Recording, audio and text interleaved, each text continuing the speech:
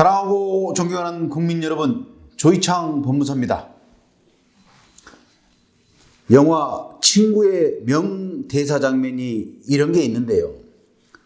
너가 아버지 뭐 하시노? 이런 게 있습니다. 오늘은 너가 법무사는 뭐 하시노? 라는 주제로 얘기를 해보겠습니다. 자, 여러분 법무사가 무슨 일을 하시는지 아십니까? 대개 사람들은 변호사는 무슨 일을 하는지 알겠다. 근데 도대체 법무사는 무슨 일을 하는가? 이렇게 생각하는 사람들이 많이 있습니다. 그런데 의외로 법무사가 하는 일은 매우 많습니다. 보통 사람들은 듣기만 하는 줄로 아는데요. 실제로는 여러분의 출생에서 상속까지 법률, 법무 이런 관련된 모든 일을 전반적으로 관여하고 있다고 생각하시면 됩니다. 그래서 일상생활 전반에서 어떤 법률적인 문제라든지 생활 주변의 사소한 문제라든지 그 다음에 부동산과 등기와 관련된 이런 전체적인 업무를 하고 있는 것이죠. 자, 법무사가 하는 일 중을 크게 나누어 보면 8가지 정도로 나눌 수 있습니다. 법무사법 2조에는 법원, 검찰청 등에 제출하는 서류하고 파산, 또 그 다음에 그와 관련된 업무, 경매와 관련된 입찰 대리 이런 식으로 조항들이 나열되어 있죠.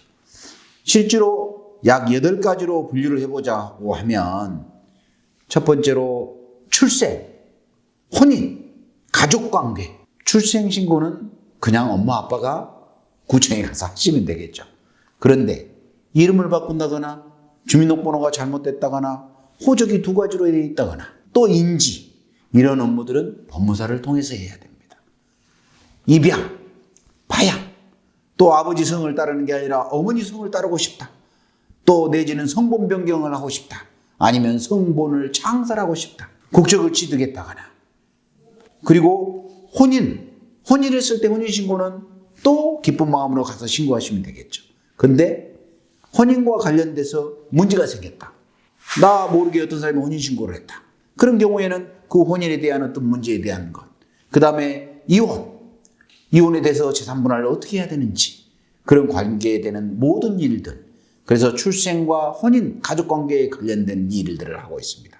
그 다음에 살다 보면 사업을 해야 되겠지 않습니까? 그러면 회사를 법인을 설립하고 본점을 이전하고 사업이 잘 돼서 또 증자하고 그 다음에 상호를 바꾼다거나 임원을 변경한다거나 합병, 분할, 청산한다거나 이런 여러 가지 업무들을 또 법무사에서 하고 있습니다.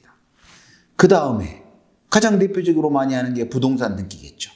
부동산 등기는 부동산을 사고 팔았을 때 또 증여하거나 또 은행에서 대출을 받았거나 그랬을 때 저당권 설정이라든지 이런 업무, 그런 업무를 법무사가 하고 있죠.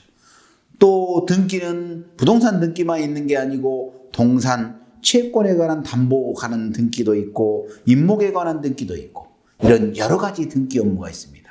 또 요즘 재개발과 재건축을 통한 신탁 등기 이런 전반적인 일이 있죠. 또 주택과 이에 관련된 주택임대차 등기 이런 여러 가지 그런 업무들을 하고 있습니다.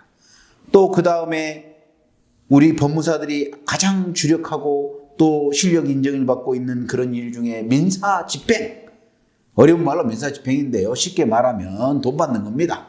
최종적으로 내가 판결을 받아서 집행권을 얻었는데 저 사람 재산을 어떻게 내가 집행해서 찾아오는가. 소위 말하면 내가 저 사람한테 돈 받을 것이 있어서 저 사람 보니까 부동산이 있다. 그런 부동산을 압류, 경매 거기에서 배당 받고 진행하는 것. 또 저 사람 급여에 내가 가압류, 압류, 또 어떤 가처분, 보전처분 이런 것들을 법무사 사무실에서 주로 하고 있습니다. 또 어떤 게 있을까요? 공탁이라는 것이 있습니다. 채권자가 돈을 갚아야 되는데 저 사람이 나타나지도 않고 어디가 있는지도 모르고 누군지도 모르고 알 수도 없다. 이런 경우에는 안 갚고 있으면 이행지체에 빠집니다. 이런 경우에는 할 수 없이 법원에다가 공탁을 하는 거죠. 이런 공탁 업무를 해야 될 때 법무사는 그 업무에 관여하고 있습니다. 자, 또 어떤 일들이 있을까요? 사업을 계속해서 해 가다가 사업이란 게 다 잘 되면 좋은데 실패한 사람들이 꼭 나옵니다. 열심히 했는데도 실패를 한 사람들이 나와요. 그러면 사회가 한 번 더 기회를 줘야 되지 않겠습니까?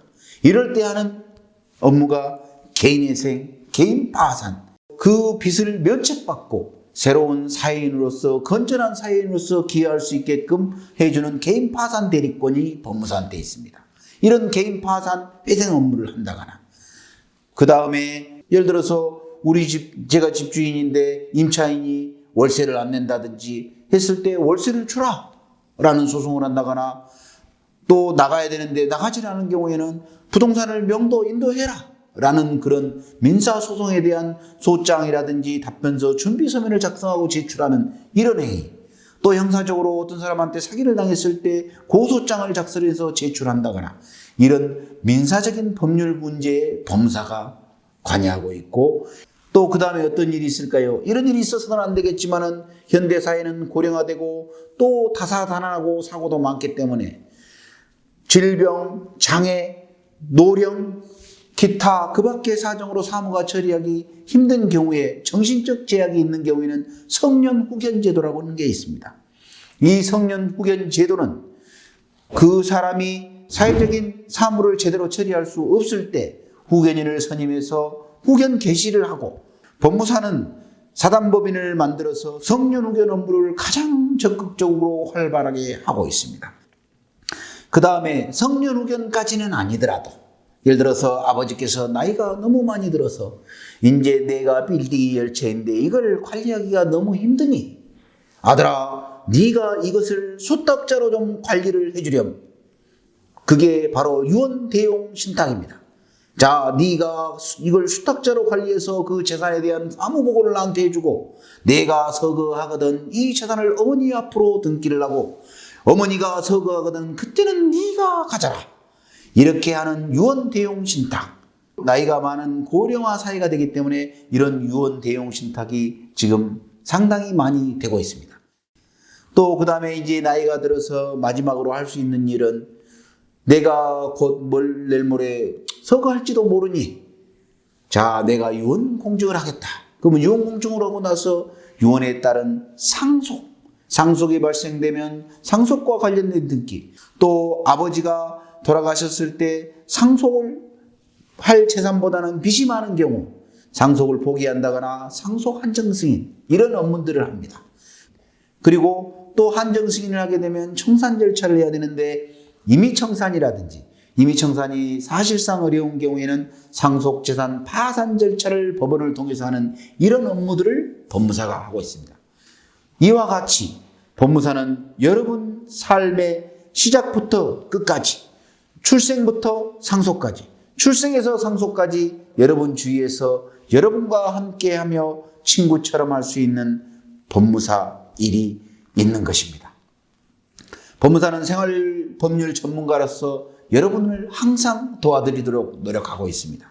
또 아울러 이런 법무적인 업무뿐만이 아니라 법무사는 사회적 공익활동들을 많이 하고 있습니다. 저도 법무사로서 사회적 공익활동을 많이 하도록 계속해서 노력하고 있습니다. 오늘은 너그 법무사는 뭐 하시노에 대해서 알아봤습니다. 감사합니다. 조이창 법무사랑 당신의 걱정을 덜어요.